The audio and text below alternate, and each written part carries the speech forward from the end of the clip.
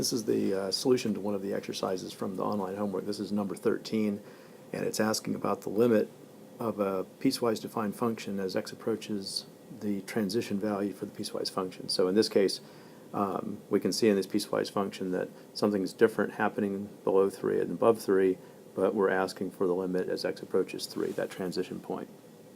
And so this problem does not have a graph with it, which means that we'd either have to produce the graph or just sort of live without it. If we had a graph, then we'd have an alternate way of doing it.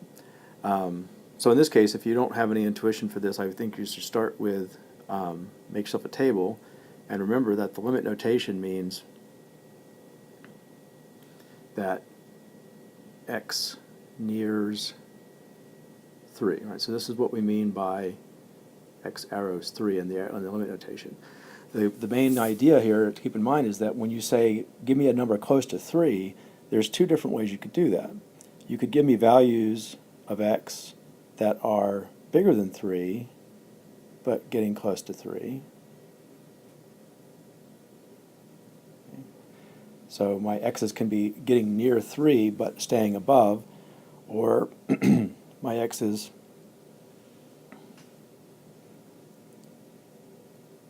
could be getting close to 3, but staying below. So when someone says, give me a number close to 3, they're either going to mean it's close above or close below. And we saw in class when we had problems like this, we could have two different answers depending on which direction you're coming from. So, so for all these values, 3.2, 3.1, 3.01, when I plug those into x, into my formula, remember I first come here to make a determination about which piece I'm using. 3.2, for example, is bigger than 3, so it means this second criteria is true. And so that means this 3.2 will get put into this equation, since this is the equation, or this is the formula that we use for values of x greater than 3, and 3.2 is one of those. So if I do that, if I put 3.2 in for x into this expression, I'll get 7 times 3.2, which is 22.4, and subtract 9, I believe that's 9.4. We'll check that in a second. When we put 3.1 in for x, again, that's bigger than 3, so we put it into this formula. So 3.1 times 7 is 21.7, minus 13 is 8.7.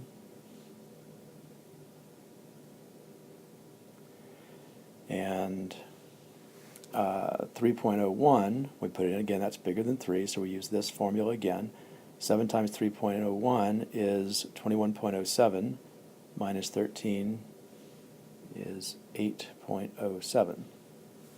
And so we can start to see that as the x's here get close to 3, the f of x values are getting closer and closer to 8.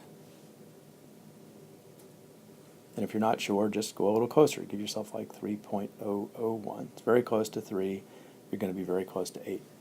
And so in terms of limits, we would write the limit as x approaches 3, but we're only considering x as getting close to 3 from above. They're going down towards 3.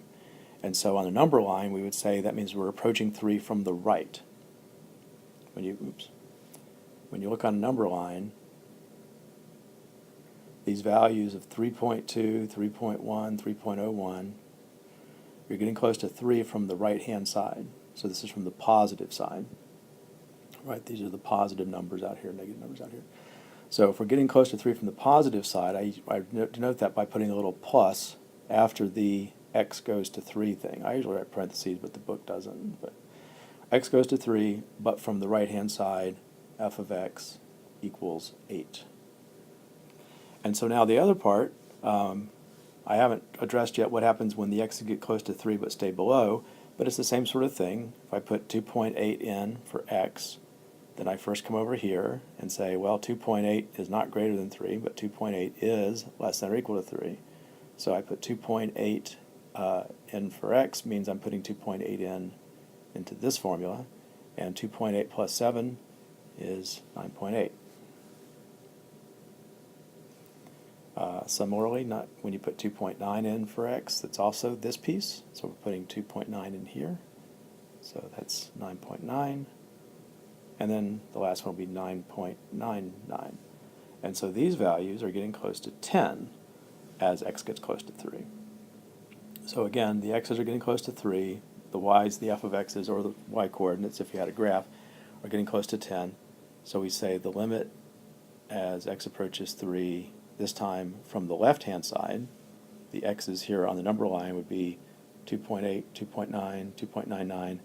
So if I'm getting close to 3 from the left-hand side, I put a minus superscripted above there, and I would say this is equal to 10. So the answer to the questions from the left, the answer was, looks like 16. From the left, the answer was 10.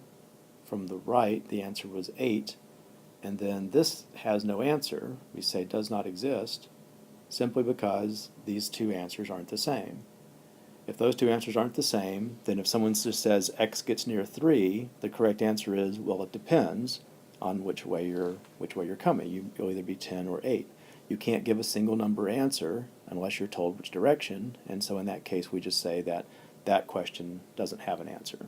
So we'll say the limit doesn't exist.